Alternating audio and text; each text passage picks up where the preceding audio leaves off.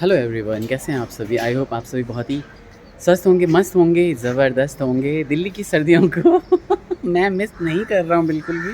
आप लोग आनंद कर रहे होंगे वहाँ पे।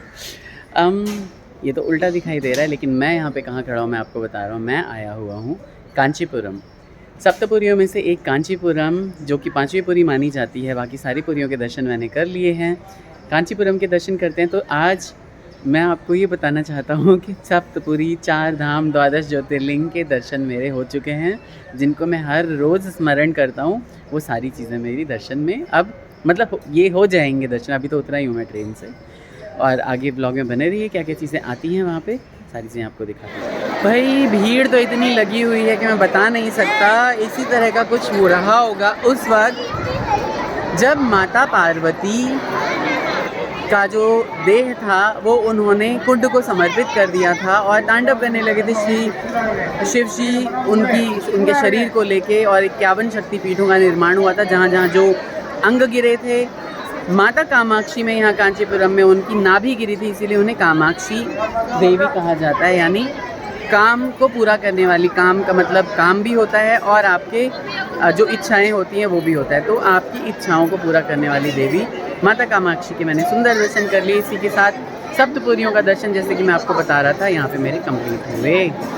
आगे जो भी कर पाते हैं, क्योंकि 6:30 बज गए ऑलरेडी। देखते हैं अगर कुछ हम कवर कर पाते हैं तो आपको दिखाएंगे। 4 बजे से लाइन में लगे हुए, अभी 6:30 बजे नंबर आया हमारा। माता के बहुत ही सुंदर दर्शन किए। इधर मैं आपको गोपुरम के दर्शन करवा रहा हूँ। आप देखिए कि कितने ही सुंदर गोपुरम लगते हैं यहाँ पे श्री माता कामाक्षी के मंदिर। सेंटर में आप ये गोपुरम देख रहे हैं, ये एक्चुअली गोपुरम नहीं है, ये मंदिर का पूरा शिखर है, जहाँ पे माता पार्वती विराजती हैं, नीचे कामाक्षी विराजती हैं। और ये पूरा मंदिर प्रांगण आप देख रहे होंगे बहुत ही ज़्यादा अलग अलग गोपुरमों से, जिस तरह से साउथ इंडिया के जैसे मंदिर होते हैं उस तरह से ये सुशोभित है। एक सुंदर पानी का जल का कुंड भी है यहाँ पे, जहाँ पे अभी तो स्नान करने नहीं दिया जाता, बट एक समय था जब यहाँ पे स्नान करने दिया जाता था। अयोध्या, मथुरा, माया यानी हरिद्वार, इसके बाद बनारस, उज्जैन, द्वारकाधीश और ये कांचीपुरम। दर्शन हो गए मेरे सप्तपुरियों के। आप में से किस किस ने किए हैं सप्तपुरी के दर्शन, आप लोग कमेंट करके बताइएगा। मेरी खुशी दोगुनी हो जाएगी। इधर फोटो सेशन होते हुए एज़ यूजुअल पंकज जी, दीदी, पापा सभी का। माता कामाक्षी के दर्शन करने के बाद हम आ गए हैं विष्णु टेम्पल में दर्शन करने के लिए। दर्शन करते हैं फटाफट और निकल। जहाँ तक मुझे पता है पेरुमल टेम्पल बोलते हैं श्री विष्णु टेम्पल को, उलागंदा पेरुमल टेम्पल। प्रोनाउंसिएशन में डिफरेंसेस हो सकते हैं, लेकिन है विष्णु टेम्पल। इतना ही सुंदर यहाँ पे ध्वजा विराजती है, और श्री हरि विष्णु बिल्कुल सामने उन्होंने हमें दर्शन दिए। बहुत ही ज़्यादा सुंदर दर्शन। और यहाँ पे तो थोड़ा लैंग्वेज बैरियर है, लेकिन अच्छे से दर्शन हो रहे हैं। विष्णु टेम्पल के दर्शन आप जब भी आएँ ज़रूर करें।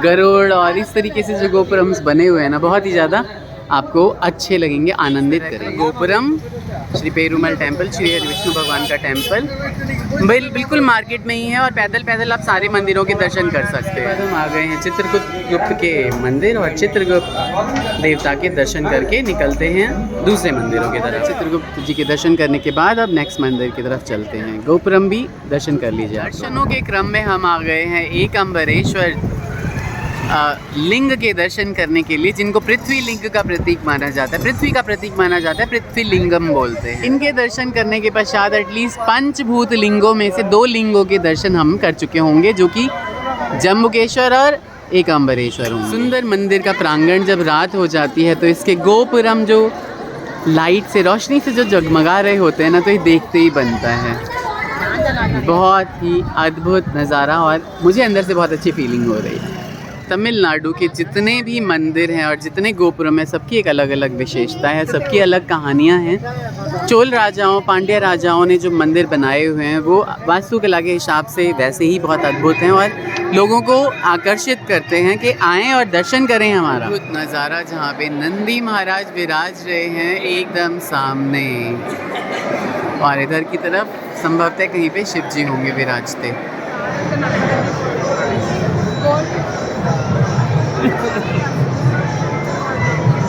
खूबसूरत यहाँ पे भी नक्काशियाँ की गई हैं भाई, अद्भुत है ये सारी चीज़ें। उस ज़माने में कौन सोच पाया होगा कि ऐसा बनाया जा सकता है। एकम्बरनाथ मंदिर के दर्शन करने के लिए मंदिर के अंदर जा रहे हैं अब हम।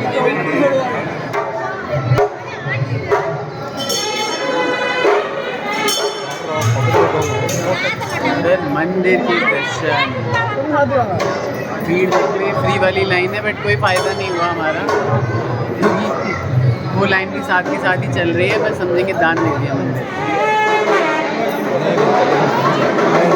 विघ्नों को हरना काम तुम्हारा, प्रणाम ड्राइवर जनरल में जाके दर्शन होके आ जा हमारा, प्रणाम करो गर्भगृह के दर्शन। अब लिंग कहाँ है ये तो जाके पता चलेगा। ये गलियारे रामेश्वरम जितने तो अद्भुत और बड़े नहीं है, लेकिन बहुत ही सुंदर लग रहे हैं। जब आपको ये पता चल रहा हो ना कि आप पृथ्वी लिंगम के दर्शन कर रहे हैं, बहुत ही अच्छा लगता है। द्वारपाल खड़े हैं। अद्भुत दर्शन करने के पश्चात हम गलियारे से गुजर रहे हैं, जहाँ पे ये तालाब है और उसमें मोटी मोटी मछलियाँ हैं भाई लोगों। पीछे पीछे दीदी की शिकायतें चल रही हैं थोड़ा सा, क्योंकि हर जगह यहाँ पे अब टिकट सिस्टम कर दिया है और जल्दी दर्शन करने के चक्कर में जो है ना टिकट लेना पड़ता है हम लोगों को, ताकि हम जल्दी से निकल सकें। अम्बरेश्वर पंच महाभूत में से पृथ्वी लिंग के दर्शन हुए, तो हमारा कल्याण करें, हमारे सब्सक्राइबर्स का, पृथ्वी का कल्याण करें, सभी का कल्याण करें। बोले हर हर महादेव, महादेव सबका कल्याण करें। भोलेनाथ सबके सुंदर दर्शन करने के पश्चात देखते हैं कि भाई 8:12 हो रहे हैं, हम ट्रेन पकड़ पाते हैं या नहीं। निकलते हैं फटाफट से। नहाता हुआ गोपुरम कह रहा है कि विदाई तो ले रहे हो लेकिन फिर से आना। बोलिए हर हर महादेव। थोड़ी ही देर में कांचीपुरम में हमने इतने सारे मंदिरों के दर्शन कर लिए। मैं आपको क्रम बता दूं, अगर सबसे पहले हम गए थे कामाक्षी मंदिर। कामाक्षी मंदिर के बाद हम फिर विष्णु मंदिर गए थे, फिर चित्रगुप्त मंदिर, और यहाँ पे अब हमने एकम्बरेश्वर नाथ के दर्शन किए और बहुत ही सुंदर अद्भुत दर्शन है पृथ्वी लिंग के।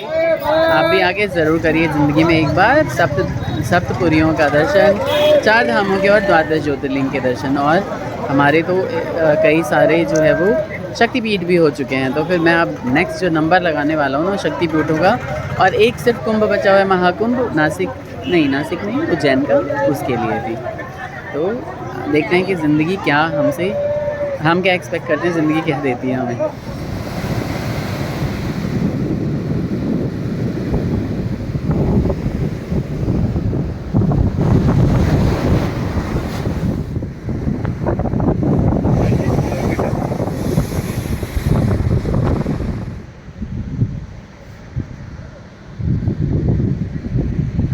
भाई सोना तो फिर भी होता रहेगा, रात का मरीना बीच देखना पता नहीं हो पाएगा या नहीं हो पाएगा, तो मैंने कहा मैं आ ही जाऊँ देखने के लिए।